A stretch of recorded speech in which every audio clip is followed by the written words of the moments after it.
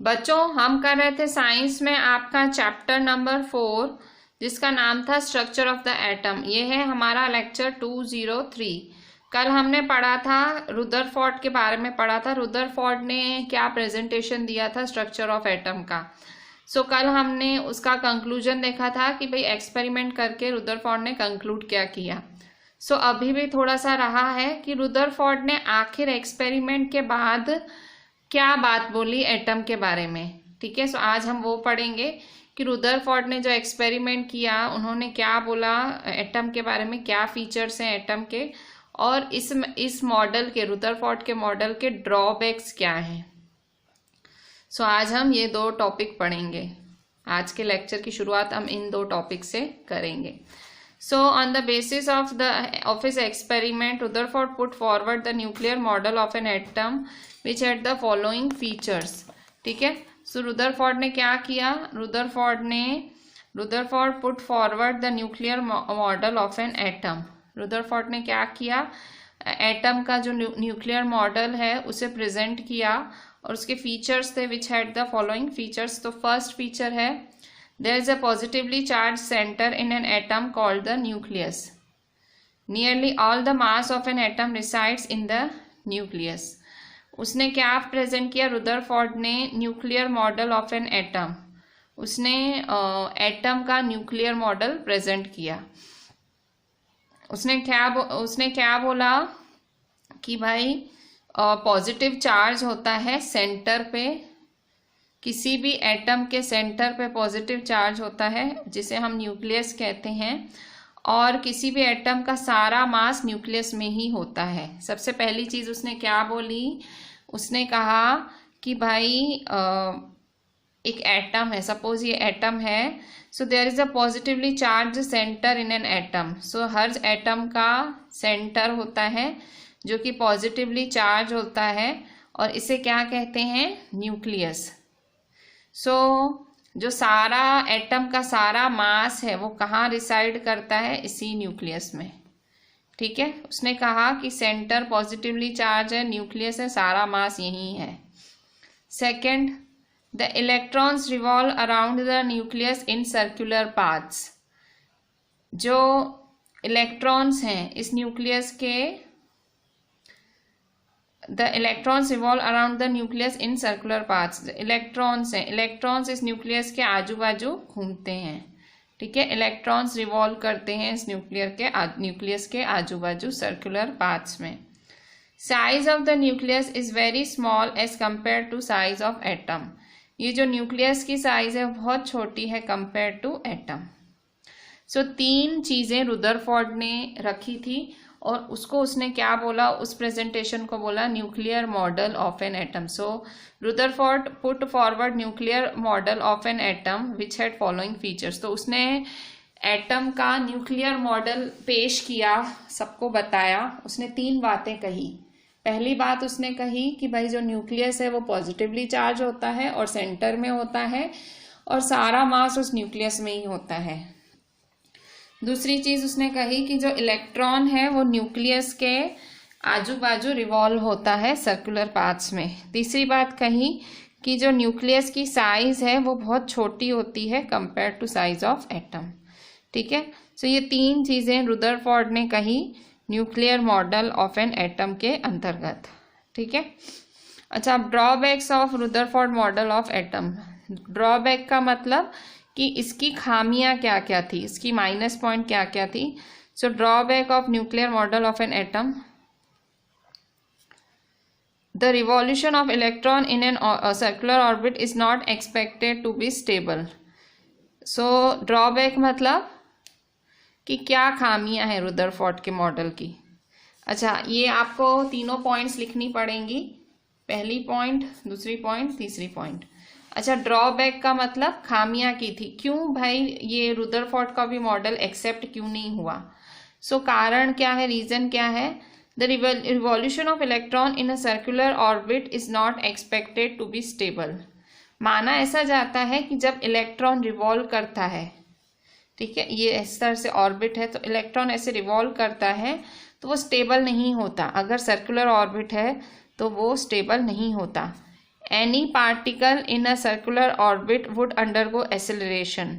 सो अगर कोई भी पार्टिकल होगा इधर सर्कुलर ऑर्बिट में, कोई भी पार्टिकल होगा तो वो एक्सेलरेशन मिलेगी उसको। एक्सेलरेशन मतलब एक स्पीड मिलेगी। During acceleration charged particles would radiate energy, और इसी एक्सेलरेशन की वजह से जो भी चार्ज्ड पार्टिकल्स हैं, चार्ज पार्टिकल्स मतलब प्रोटॉन हुए, इलेक्ट्रॉन हुए, सो ये जो भी चार्ज पार्टिकल हैं वो एनर्जी रेडिएट करेंगे, रिलीज करेंगे।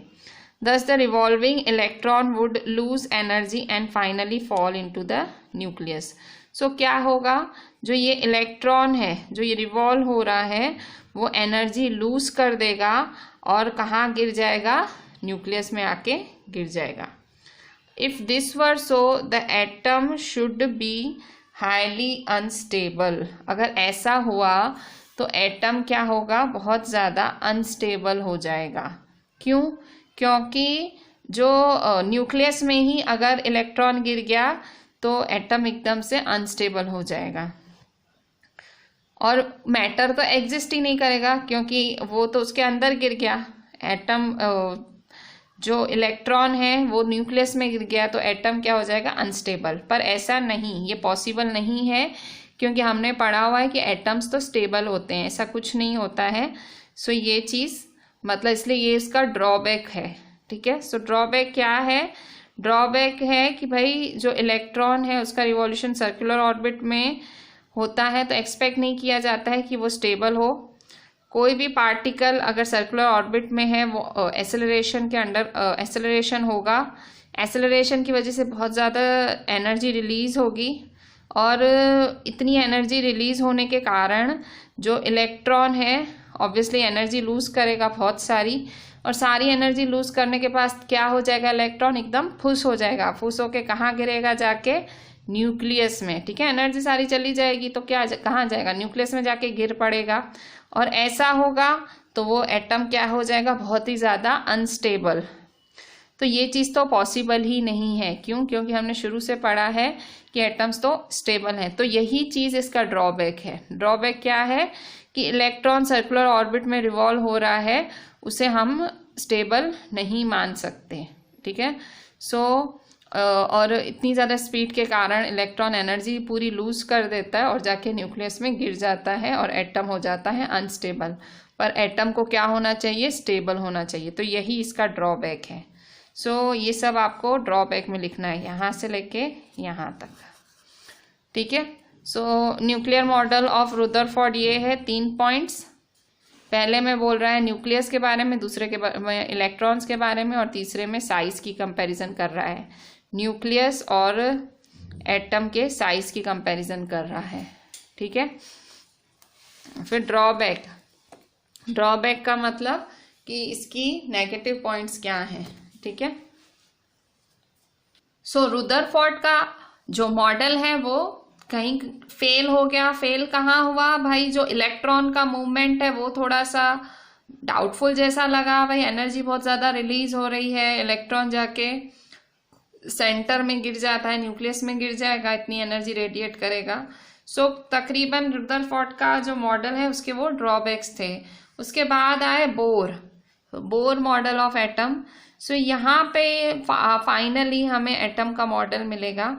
सो सारे जो भी ऑब्जेक्शंस उठे थे रुदरफोर्ड के मॉडल के अगेंस्ट, उन सारे ऑब्जेक्शंस को सॉल्व करने के लिए बोर ने भी एक, जो नील्स बोर जो साइंटिस्ट थे, उन्होंने भी एक मॉडल प्रेजेंट किया। ठीक है, एक्चुअली वो इतने बड़े साइंटिस्ट थे कि उन्हें नोबेल प्राइज तक मिला इसी काम के लिए, जो स्ट्रक्चर ऑफ द एटम के लिए उन्हें नोबेल प्राइज भी मिल चुका है। नील्स बोर मतलब इन्होंने इतनी ज़बरदस्त थियोरी प्रेजेंट की थी स्ट्रक्चर ऑफ एटम के बारे में। So Niels Bohr put forward the following postulates about the model of an atom. तो नील्स बोर ने 2 पोस्टुलेट्स दिए मॉडल ऑफ एटम के बारे में। पोस्टुलेट्स का मतलब क्या होता है, जो कहते हैं ना बिना एक्सपेरिमेंट के ट्रुथ को एक्सेप्ट कर लेना का, those are called postulates. Postulate मतलब मैं बोल रही हूँ कि ये रूल है तो रूल है, आपको मान लेना है। So that means postulate. सो उन्होंने दो पॉस्टुलेट्स दिए, दो स्टेटमेंट्स दिए। पहला स्टेटमेंट क्या दिया इन्होंने, नील्स बोर ने, only certain special orbits known as discrete orbits of electrons are allowed inside the atom. उन्होंने क्या बोला कि भाई अगर एटम है सो एटम के अंदर कुछ स्पेशल ऑर्बिट्स होंगे, ऐसे कुछ स्पेशल ऑर्बिट्स होंगे जो कि अलाउड होंगे, जिनका नाम होगा डिस्क्रीट ऑर्बिट, और इलेक्ट्रॉन्स इन्हीं में ही इस तरह से मूव करेंगे। ठीक है। अच्छा, डिस्क्रीट ऑर्बिट्स क्या होते हैं? सो डिस्क्रीट ऑर्बिट्स, ऑर्बिट्स का मतलब एक चक्कर काटना, या आप ऐसा बोल सकते हो, रास्ता बोल सकते हो। सो डिस्क्रीट ऑर्बिट्स क्या होते हैं? डिस्क्रीट ऑर्बिट्स वो ऑर्बिट्स होते हैं जहां पे इलेक्ट्रॉन एकदम स्टेबल होता है। यही तो हमारी रिक्वायरमेंट है, इलेक्ट्रॉन क्या होना चाहिए? स्टेबल। यही तो रुदरफोर्ड के मॉडल का ड्रॉबैक था कि वहां पे उसका जो इलेक्ट्रॉन था वो स्टेबल नहीं था, जबकि यहाँ इलेक्ट्रॉन क्या है? स्टेबल। क्यों? ऑर्बिट्स कौन से हैं? Discrete orbits. डिस्क्रीट ऑर्बिट्स की खासियत ये है कि इन ऑर्बिट्स में इलेक्ट्रॉन स्टेबल रहते हैं। सो जब तक इलेक्ट्रॉन इन ऑर्बिट्स में रहते हैं ये कोई भी एनर्जी नहीं छोड़ते। सपोज इलेक्ट्रॉन यहाँ है, सो इस ऑर्बिट में है, वो कोई एनर्जी नहीं छोड़ेगा। सो डिस्क्रीट ऑर्बिट्स को एनर्जी शेल्स या एनर्जी लेवल्स भी कहा जाता है। ठीक है। सो पहला पॉस्टुलेट क्या दिया नील्स बोर ने? फर्स्ट पॉस्टुलेट दिया कि certain special orbits known as discrete orbits of electrons are allowed inside the atom। कि बहुत स्पेशल ऑर्बिट्स होते हैं जिन्हें डिस्क्रीट ऑर्बिट्स भी कहा जाता है, और उन्हें एटम के अंदर अलाउ करना है। while revolving in discrete orbits the electrons do not radiate energy। खासियत क्या है इन डिस्क्रीट ऑर्बिट्स की कि इलेक्ट्रॉन कोई भी एनर्जी रिलीज नहीं करेगा। सो आपको ये दो पॉइंट्स लिखनी है। कोई पूछे कि state postulates of Niels Bohr, तो ये दो पॉइंट्स लिखनी है। भाई पहली पॉइंट में डिस्क्रीट ऑर्बिट्स होते हैं जिनमें इलेक्ट्रॉन्स मूव करते हैं, और दूसरा कि जब इलेक्ट्रॉन्स इनके इर्द गिर्द रिवॉल्व करते हैं तो कोई एनर्जी रेडिएट नहीं करते। ठीक है। सो ये दो चीज़ें आपको, दो पॉस्टुलेट्स एकदम अच्छे से याद करने हैं। ठीक है। सो ये जो डिस्क्रीट ऑर्बिट्स हैं, ये जो डिस्क्रीट ऑर्बिट्स हैं इन्हें एनर्जी लेवल्स भी कहा जाता है। डिस्क्रीट ऑर्बिट्स को क्या कहा जाता है? एनर्जी। तो ये हमारा एक नया टॉपिक, मतलब है तो यही टॉपिक, पर डिस्क्रीट ऑर्बिट्स एग्जैक्टली हैं क्या? दीज ऑर्बिट्स और shells are called energy levels. ठीक है। सो इस तरह से ये फिगर बनी हुई है, ध्यान से देखें। सो ये देखो, ये एनर्जी लेवल्स हैं और ये न्यूक्लियस है। ठीक है। सो ये न्यूक्लियस है KLMN। ठीक है। सो ये पहला, ये दूसरा ऑर्बिट, ये तीसरा ऑर्बिट, ये चौथा। सो न्यूक्लियस है सेंटर में, ये पूरा एटम है। ठीक है। So nucleus, first orbit KLMN। ठीक है। सो ये है few energy levels of in an atom. ठीक है। Few energy levels in an atom. So these orbits और shells are represented by letters KLMN और the numbers n is equal to 1 2 3 4। So ये जो ऑर्बिट्स हैं किससे रिप्रेजेंट किए जाते हैं? KLMN से रिप्रेजेंट किए जाते हैं, और नंबर्स क्या होते हैं? 1 2 3 4। ठीक है। सो यहाँ पे हमने क्या क्या देखा? यहाँ हमने देखा कि आगे बहुत सारे मॉडल्स आए, बहुत सारे साइंटिस्ट ने मॉडल दिए। सबसे पहले दिया था मॉडल थॉमसन ने, फिर रुदरफोर्ड ने, और थर्ड बोर ने, नील्स बोर ने दिया। नील्स बोर का मॉडल एक्सेप्ट किया गया। ठीक है।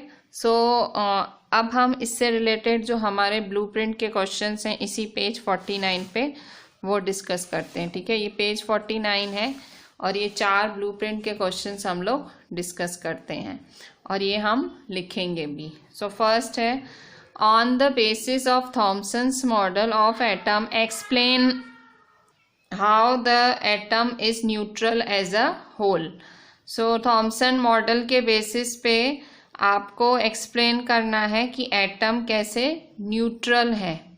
सो आंसर है इसका, क्वेश्चन पूछ रहा है कि थॉमसन मॉडल जो था उसके हिसाब से एटम न्यूट्रल कैसे है। न्यूट्रल मतलब कोई चार्ज ही नहीं है एटम में, वैसा कैसे।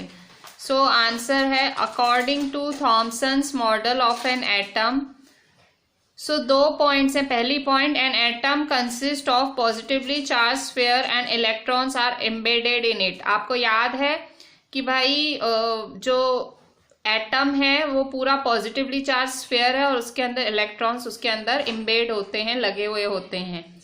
The negative and positive charges are equal in magnitude. जो नेगेटिव चार्ज है और जो पॉजिटिव चार्ज है वो इक्वल है मैग्नीट्यूड में। मैग्नीट्यूड का मतलब उसका नंबर सेम है, दोनों 1 1 ही हैं। और so the atom is electrically neutral, इसलिए वो न्यूट्रल हो गया। ठीक है, सो +1 -1 है, इसलिए वो न्यूट्रल हुआ। So this is the answer of page 49 first in text question. अब हम देखते हैं सेकेंड वाला। सेकेंड क्वेश्चन है, on the basis of Rutherford's model of an atom which subatomic particle is present in the nucleus of an atom। Rutherford के हिसाब से कौन सा सब एटॉमिक पार्टिकल न्यूक्लियस में होता है, कौन सा होता है। सो आंसर है प्रोटॉन्स। ठीक है, सेंटर में क्या होते हैं, प्रोटॉन्स होते हैं जो कि हैं पॉजिटिवली चार्ज्ड। ठीक है, third number, draw a sketch of Bohr's model of an atom with 3 shells. Sketch बनाओ बोर के मॉडल का और 3 शेल्स बनाओ। सो ये देखो बोर मॉडल है, सो ये बनाना है आपको और शेल सिर्फ 3 बनाने हैं। उसने कितने शेल्स बनाने हैं, 3 शेल्स। सो ये देखो ये बोर मॉडल है, यहाँ सेंटर में न्यूक्लियस होता है, कितने शेल बनाने हैं, 3। सो आप यहाँ तक ही बनाओगे, m तक ही। ठीक है, m के आगे मत बनाना, सिर्फ m तक ही बनाओगे। ठीक है, न्यूक्लियस KLM। ठीक है, सो 3 शेल्स। ठीक है, सो 1 2 3। ठीक है, सो 3 शेल्स हैं जो कि आपके मतलब एटम में होते हैं। ठीक है, सो न्यूक्लियस है K shell, L shell, M shell. तो बच्चों इसका आंसर क्या होगा बताओ आप। कह रहा है कि भाई अल्फा पार्टिकल स्कैटरिंग एक्सपेरिमेंट में अगर गोल्ड ना यूज करके कोई और मेटल यूज कर लिया होता तो क्या होता। तो हम इसको समझते हैं कि भाई अगर गोल्ड के अलावा कोई और मेटल यूज कर लिया होता तो क्या होता। तो मैं इसका आंसर लिख के बताती हूँ आपको। सो अगर कोई और मेटल ले लिया होता, सो अदर मेटल अगर ले लिया होता गोल्ड के अलावा, तो 2 चीजें हो सकती थी। क्या, या तो वो लाइट मेटल होता, आइदर लाइट मेटल और हैवी मेटल होता। ठीक है, 2 चीजें हो सकती थी। अगर मेटल आपने गोल्ड के अलावा ले लिया होता, या तो लाइट होता या तो हैवी होता। ठीक है, सो अगर हैवी होता, सपोज हैवी होता मतलब गोल्ड से हैवी कौन सा मेटल होता है, suppose platinum. So if heavy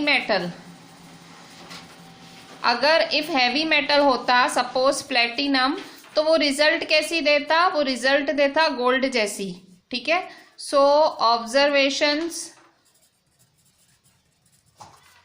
will be same. ठीक है, ऑब्जर्वेशंस विल बी सेम ही, जो पूरा एक्सपेरिमेंट सेम जैसा ही होगा क्योंकि हैवी मेटल है। ठीक है, अगर गोल्ड मेटल ले लेते हैं, इफ हैवी की जगह अगर लाइट मेटल ले लेते हैं, इफ लाइट मेटल लेते हैं, सपोज कि lithium is a light metal, suppose lithium लेते हैं लाइट मेटल, तो क्या होगा। सो जो रेज निकलती हैं, सो क्या हो सकता है, क्योंकि लाइट मेटल है, हल्का मेटल है, so rays might not bounce back और डिफ्लेक्ट। ठीक है। इसीलिए हैवी मेटल ही लेना पड़े। अगर हैवी मेटल लेंगे तो ऑब्जर्वेशंस गोल्ड जैसी आएंगी, अगर लाइट लेंगे तो ऑब्जर्वेशंस नहीं आएंगी, ठीक है।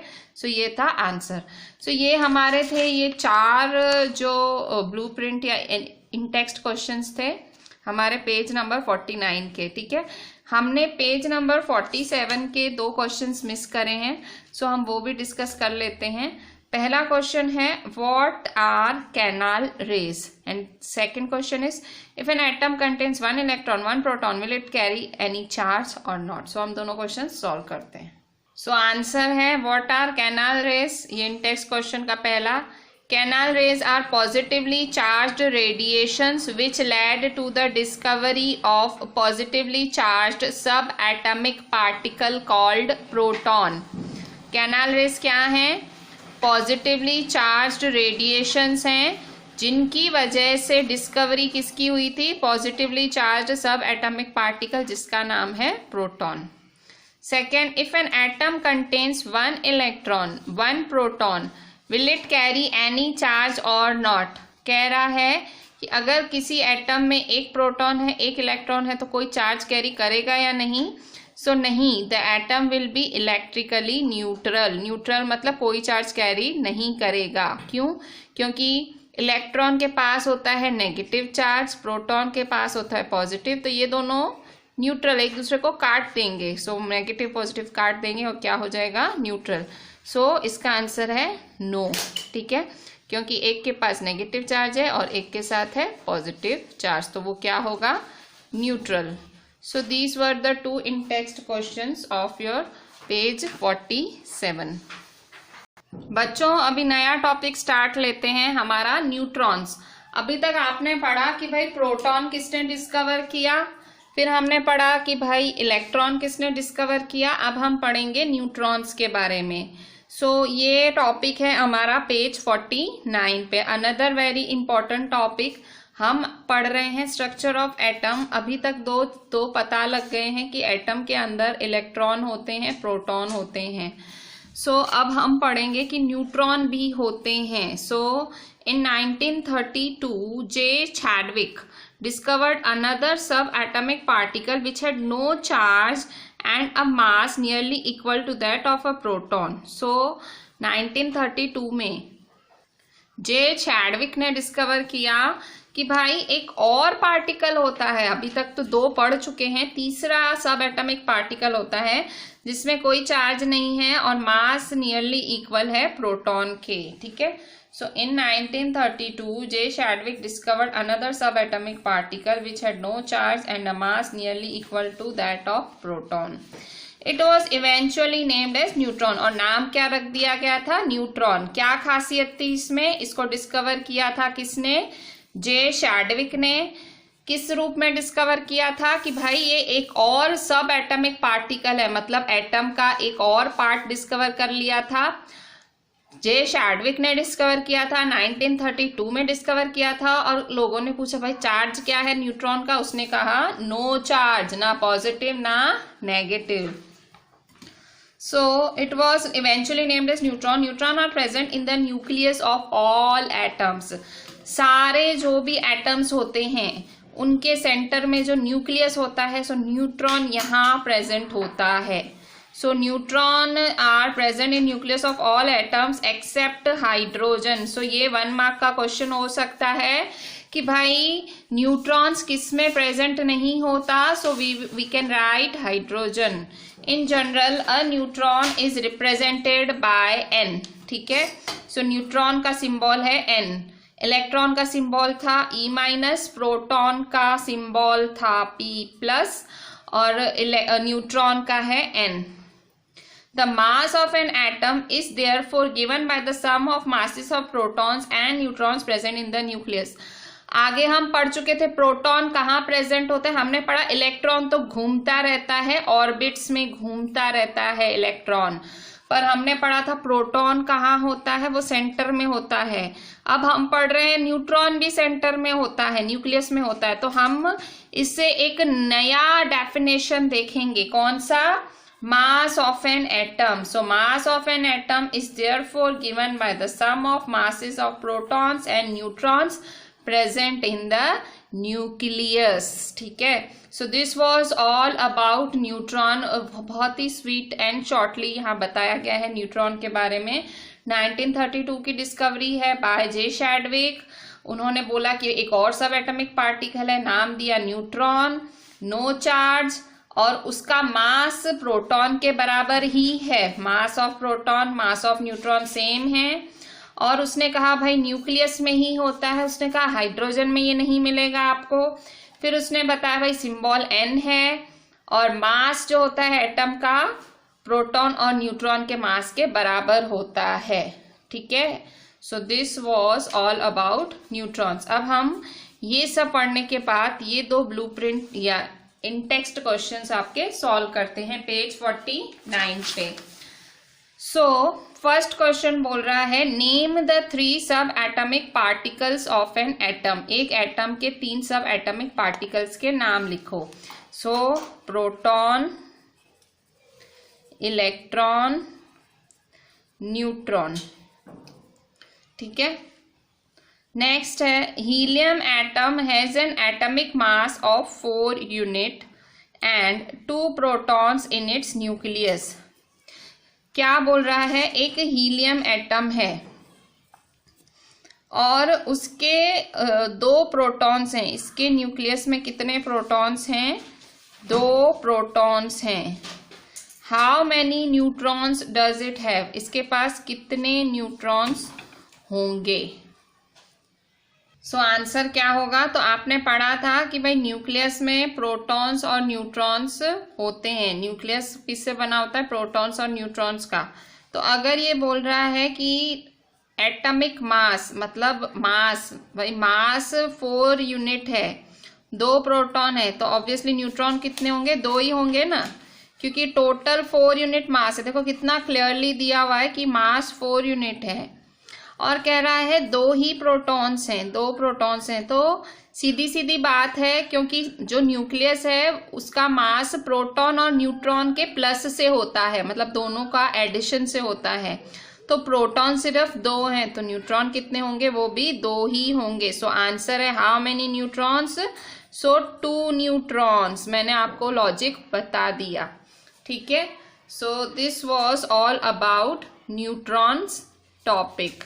अब हम देखते हैं नया टॉपिक। अब आप जो एक्चुअल आपकी जो एक्चुअल केमिस्ट्री है, अब आप उसकी तरफ जा रहे हो।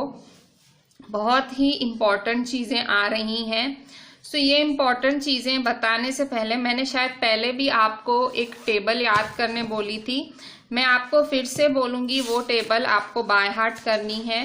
मैं फिर से यही टेबल आपको लिखने बोलूँगी। ठीक है, सो ये टेबल है पेज 51 पे। ये टेबल आप जितनी बारी लिखो कम है, क्योंकि ये टेबल आपका साथ स्टैंडर्ड 12th तक नहीं छोड़ने वाली, अगर आप साइंस ले रहे हो। अगर आप साइंस नहीं ले रहे हो तो भी 10th तक तो ये टेबल आनी चाहिए। सो क्या है ये टेबल? सो यहाँ इस टेबल में पेज नंबर 51 पे है ये टेबल।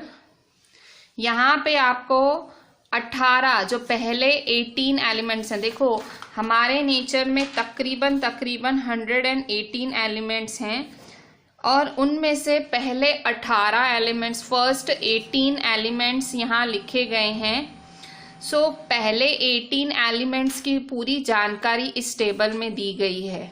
ठीक है, सो ये टेबल आपको पहले तो सीक्वेंस याद होना चाहिए। सबसे पहले बॉक्स देखो कैसे बने हैं, नेम ऑफ एलिमेंट्स। तो यहाँ सारे 18 एलिमेंट्स, पहले 18 एलिमेंट्स का नाम लिखा गया है। फिर सिंबल है, इनका सिंबल बताया गया है। सिंबल जरूरी नहीं है कि पहला वर्ड ही सिंबल हो, सिंबल कुछ भी हो सकता है। इसके बाद एटॉमिक नंबर बताया गया है। इसके बाद नंबर ऑफ प्रोटॉन्स है, नंबर ऑफ न्यूट्रॉन्स हैं, नंबर ऑफ इलेक्ट्रॉन्स हैं, फिर डिस्ट्रीब्यूशन ऑफ इलेक्ट्रॉन्स हैं, KLMN, फिर वैलेंसी है। ठीक है, सारी चीज़ें बहुत ज़्यादा समझने जैसी हैं। सो मैं आपको एक एक चीज़ समझाती हूँ। ठीक है, टेबल बहुत इम्पॉर्टेंट है। मैंने पहले भी बोला होगा, मैं फिर से बोल रही हूँ, ये जो टेबल है आपको प्लीज़ मेरे को हार्श मत समझना, निर्दयी मत समझना, बट ये टेबल आपको लिखनी है टोटल 5 टाइम्स, ठीक है। 5 बार ये टेबल लिखनी है और पूरी मेहनत से और शिद्दत से लिखनी है। 5 टाइम्स दिस होल टेबल। पहले मेरा एक्सप्लेनेशन सुन लो आप। देखो, सबसे पहले नेम ऑफ एलिमेंट, ठीक है, एलिमेंट का नाम।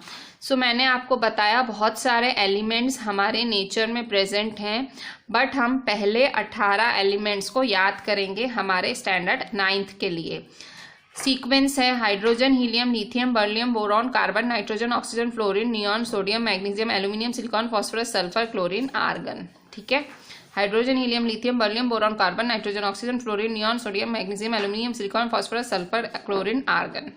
ये 18 एलिमेंट्स आपको सीक्वेंस से याद होने चाहिए। क्यों? क्योंकि हाइड्रोजन है, उसका एटॉमिक नंबर है 1, इसे कहते हैं atomic number. So atomic number 1 है। हीलियम का एटॉमिक नंबर 2 है। लिथियम का एटॉमिक नंबर 3 है। बेरिलियम का एटॉमिक नंबर 4 है। बोरॉन का एटॉमिक नंबर 5, कार्बन का एटॉमिक नंबर 6, नाइट्रोजन का 7, और ऐसे ही सीक्वेंस चलता है, ठीक है। सबके सिंबल्स देखेंगे। सिंबल्स मैं फिर से बोल रही हूँ, सिंबल ज़रूरी नहीं है पहला वाला वर्ड ही सिंबल हो, हमेशा ऐसा नहीं होता। जैसे देखो, हाइड्रोजन का पहला ऑब्वियसली H, कैपिटल H है उसका सिंबल। हीलियम के पहले 2 शब्द कैपिटल HE। लिथियम का पहला कैपिटल LI, बेरिलियम का भी, बोरॉन का भी फर्स्ट, कार्बन का, नाइट्रोजन का, ऑक्सीजन का, फ्लोरीन का F, नियॉन का। अब देखो, यहाँ जो मैं कह रही थी, यहाँ सोडियम में ये वाली बात आई। सोडियम है और इसका देखो नाम है Na, सिंबल है Na। एक्चुअली ये एक लैटिन लैंग्वेज नेट्रियम पर से Na लिया गया है, ठीक है। सो सोडियम है Na। सो ये इसका सिंबल डिफरेंट है। और यहाँ देखो, मैग्नीशियम में हमेशा या तो पहले 2 शब्द लेते हैं या पहला शब्द लेते हैं, बट मैग्नीशियम में इन्होंने पहला और तीसरा शब्द लिया है। सो ये एक डिफरेंट चीज़ है। एल्यूमिनियम का Al, सिलिकॉन का Si, फॉस्फोरस का P, सल्फर का S। अब यहाँ देखो, सिलिकॉन का Si है, सल्फर का ओनली S है। सेम क्लोरीन भी एक डिफरेंट सिंबल है। क्यों? क्योंकि क्लोरीन में इन्होंने पहला और तीसरा शब्द चुना है। सो क्लोरीन सिंबल भी एक डिफरेंट है। आर्गन के पहले 2 शब्द हैं, ठीक है। सो मोस्टली सिंबल्स में आपको फर्स्ट लेटर दिखेगा एलिमेंट का, या पहला लेटर और दूसरा लेटर साथ में दिखेगा। और इसके अलावा 18 एलिमेंट्स में ये 3 सिंबल्स एक्सेप्शन हैं, ठीक है। So this was about elements के नाम, उनके एटॉमिक नंबर, उनके सिंबल। सो नाउ हम प्रोटॉन्स की तरफ आते हैं। सो प्रोटॉन्स क्या होते हैं? सो प्रोटॉन्स आपको पता है पॉजिटिवली चार्ज सब एटॉमिक पार्टिकल होते हैं किसी भी एटम में। सो प्रोटॉन्स का नंबर कितना होता है? जितना उसका एटॉमिक नंबर होता है। सो यहाँ देखो, एटॉमिक नंबर जो है, नंबर ऑफ प्रोटॉन्स भी उतने ही हैं, ठीक है। सो ये बहुत ही क्लियर चीज हो गई। अच्छा, अब आपको न्यूट्रॉन्स याद करने हैं कि न्यूट्रॉन्स कितने होते हैं, ठीक है। सो न्यूट्रॉन्स हमने क्या पढ़ा था कि न्यूट्रॉन्स क्या होते हैं, जो न्यूक्लियस के सेंटर में पाए जाते हैं। प्रोटॉन्स और न्यूट्रॉन्स का टोटल मतलब पाया जाता है सेंटर ऑफ न्यूक्लियस में, ठीक है। हमने पहले ही पढ़ा था हाइड्रोजन में न्यूट्रॉन्स नहीं होते, तो यहाँ ब्लैंक है और बाकी सबके लिखे हुए हैं, ठीक है। सो ये बहुत ज़्यादा इम्पॉर्टेंट नहीं है कि न्यूट्रॉन्स आपको याद होने चाहिए, चलेगा अगर याद नहीं होते हैं। नंबर ऑफ इलेक्ट्रॉन्स में क्या होगा? नंबर ऑफ इलेक्ट्रॉन्स जो होते हैं नंबर ऑफ प्रोटॉन के बराबर होते हैं। तो आप देख सकते हो जो ये सारा है वो इक्वल है इलेक्ट्रॉन्स के नंबर के, ठीक है। सो अब नेक्स्ट, अब ये जो इलेक्ट्रॉन्स का डिस्ट्रीब्यूशन है वो कैसे होगा? अब हाइड्रोजन में कितने इलेक्ट्रॉन हैं? ओनली 1।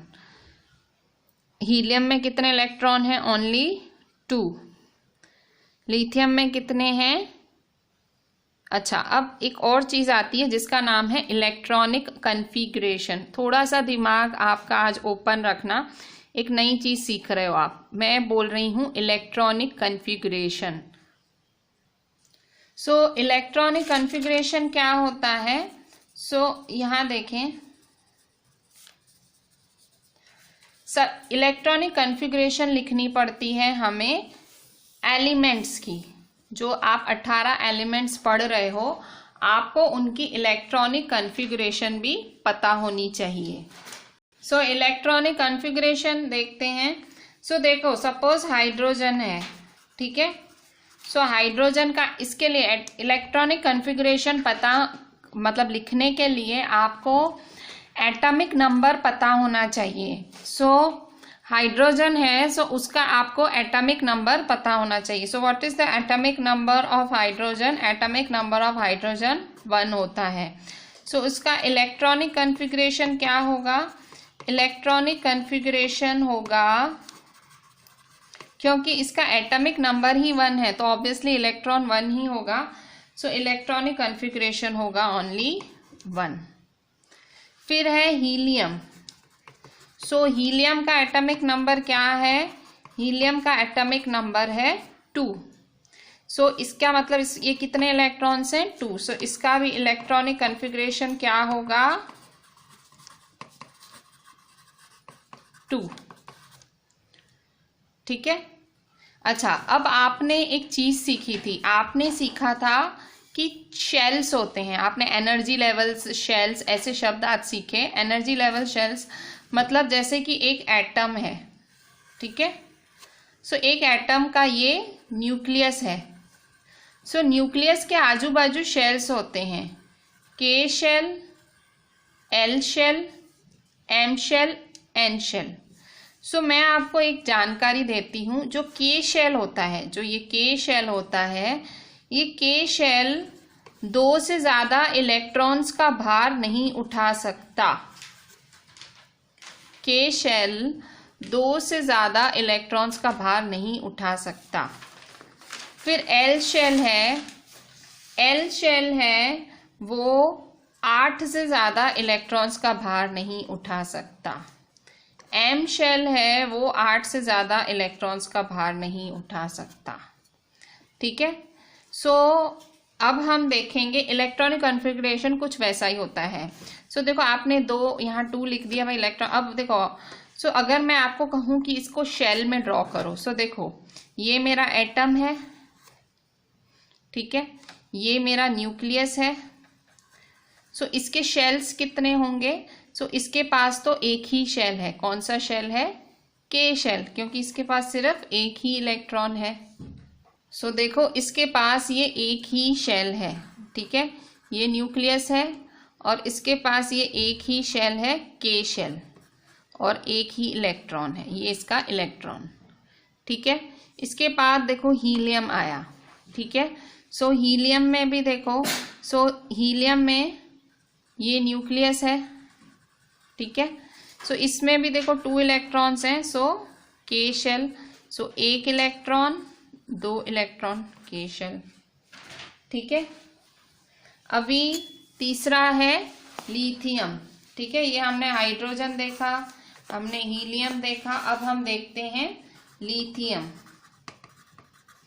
सो लिथियम का एटॉमिक नंबर कितना होता है? 3। सो इलेक्ट्रॉनिक कॉन्फ़िगरेशन क्या है इसकी? इलेक्ट्रॉनिक कॉन्फ़िगरेशन है, बताओ इलेक्ट्रॉन। मैंने आपको क्या बोला? के शेल में 2 से ज्यादा इलेक्ट्रॉन्स नहीं बैठ सकते, ठीक है। सो टोटल एटॉमिक नंबर क्या है? 3। तो इलेक्ट्रॉनिक कॉन्फ़िगरेशन क्या होगी? 2। इससे ज्यादा इलेक्ट्रॉन बैठ ही नहीं सकते, कॉमा। सो 3 का टोटल पूरा करना है ना, तो 2,1 इसकी इलेक्ट्रॉनिक कॉन्फ़िगरेशन हुई। तो इसको कैसे ड्रॉ करोगे आप? सो देखो, ये न्यूक्लियस, पहले शेल में कितने इलेक्ट्रॉन है? 2। सो 1, 2। दूसरे न्यूक्लियस में कितने हैं? ओनली 1। सो ये, सॉरी न्यूक्लियस नहीं, ऑर्बिट। दूसरे शेल में है 1 इलेक्ट्रॉन, ठीक है। तो ये लिखने की ज़रूरत नहीं है, समझने की ज़रूरत है, ठीक है। अच्छा, इसके बाद हाइड्रोजन, हीलियम, लिथियम, बेरिलियम। सो अब हम बेरिलियम, सो बेरिलियम का एटॉमिक नंबर क्या है? बेरिलियम का एटॉमिक नंबर है 4। सो बताओ उसकी इलेक्ट्रॉनिक कॉन्फ़िगरेशन क्या होगी? सो बेरिलियम की इलेक्ट्रॉनिक कॉन्फ़िगरेशन होगी, सो देखो पहले शेल में कितनी कैपेसिटी है? ओनली 2 इलेक्ट्रॉन्स, तो इसकी कैपेसिटी फुल, कॉमा। सो रहा कितना? 4 है, उसमें 2 तो पहले शेल में डाल दिया, तो कितने रहे? और 2, सो दूसरे शेल में जाएंगे। सो फिर से न्यूक्लियस बना देना है। पहला शेल 1 2 इलेक्ट्रॉन बनाए, फिर दूसरा शेल 2 और इलेक्ट्रॉन, ठीक है। सो ये आप स्ट्रक्चर बना रहे हो, ये आप क्या बना रहे हो? एटॉमिक स्ट्रक्चर, ये आप स्ट्रक्चर बना रहे हो, ड्रॉ कर रहे हो, ठीक है। फिर बेरिलियम के बाद क्या होता है?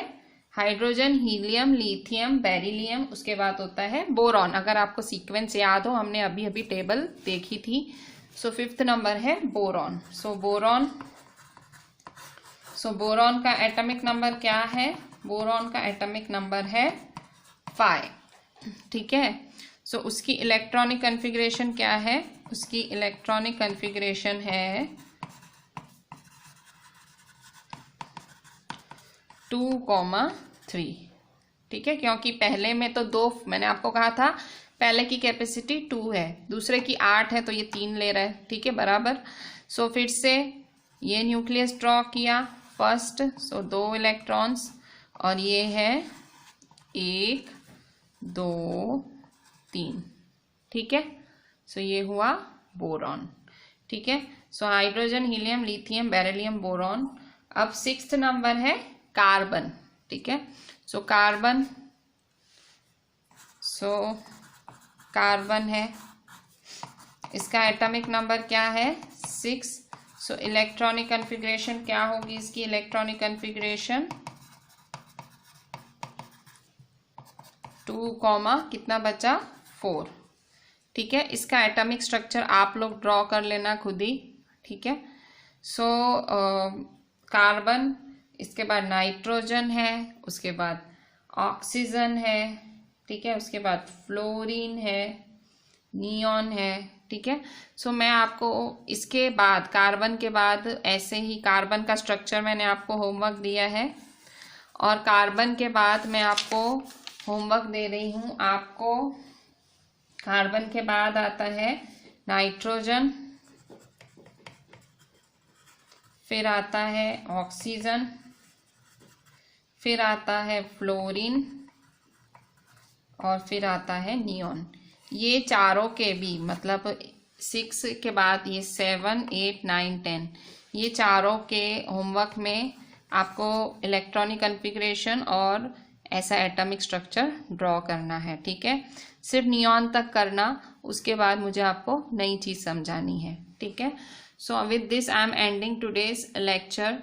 हमारी केमिस्ट्री अब बहुत ही ज़्यादा इम्पॉर्टेंट और इंटरेस्टिंग हो रही है, ठीक है। So chemistry is becoming now more interesting, आपको अब इंटरेस्ट आने लगा होगा। So just see the entire lecture properly. मैं जो होमवर्क बोलती हूँ उसको सीरियसली करें। होमवर्क इसलिए मिलता है क्योंकि इट इज़ इम्पॉर्टेंट, ठीक है। So just do it and WhatsApp me. Thank you.